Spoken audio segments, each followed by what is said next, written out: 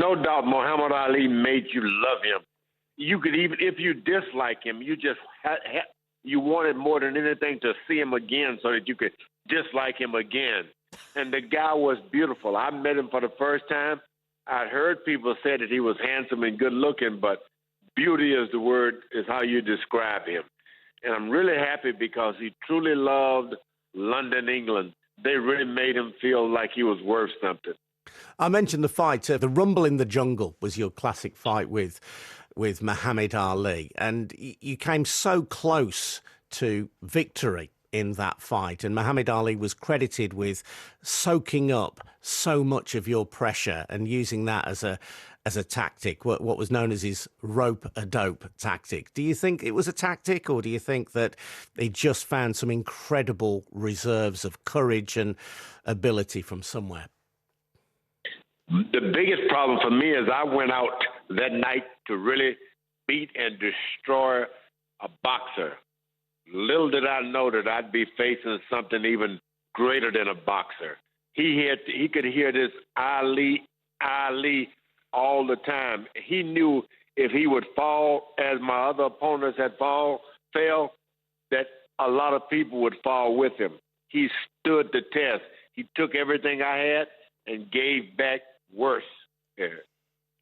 You took everything that you had and it just came out on top. And it's been said of Ali this morning, George, that a great boxer needs great opponents, of which you were clearly one, a great heavyweight boxer in your own right, Joe Frazier as well. And he sometimes was less than respectful, certainly, to Joe Frazier. How was he to you as a man as well as an opponent? So strange, that Muhammad Ali and I met only in the ring. We never had a press conference together. We never had a chance to sit and really argue about anything. We went to Africa. I saw him maybe once or twice passing through the gym, or he saw me passing through a hotel, but we never had an incident. I loved the man. I wanted to beat him and knock him out, but I loved the man. And you know what? As the years would go by, I found out he loved me equally.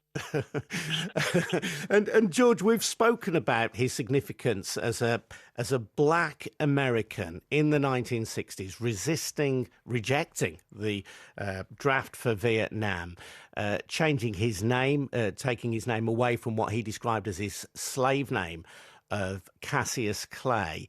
You, as a black man in the United States at that time, what was his significance for you and for other young black men coming up?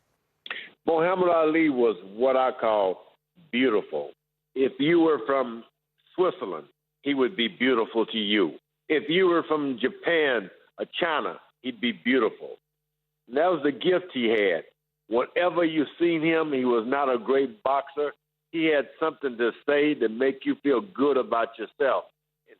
To rank him as black or white would be really a crime. The man was too big for that. Some people have suggested that the deterioration in his health in later life may have been due to the punishment that he received in the ring, not least in the Rumble in the Jungle. As someone who has been around boxing all your life, George, how do you reflect on that?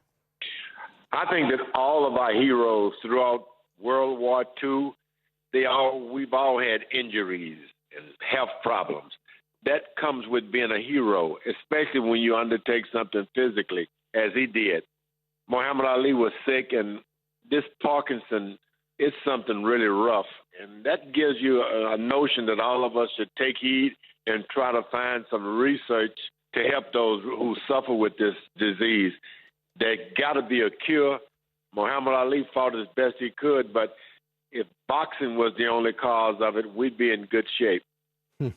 And it's just incredible to think that here we are, George, talking about boxing matches from 40 years ago, here in the UK, talking about television appearances from 40 years ago that still resonate, that still connect somehow with young people who are far too young ever to have known Muhammad Ali as a boxer. What do you think it was that he had that was so special? He said it better than anyone. I am the greatest. The man was the greatest. And forget about boxing. He was one of the greatest men to ever get into the ring. He was one of the greatest men to appear on television, one of the greatest men to appear in press and media. He was a great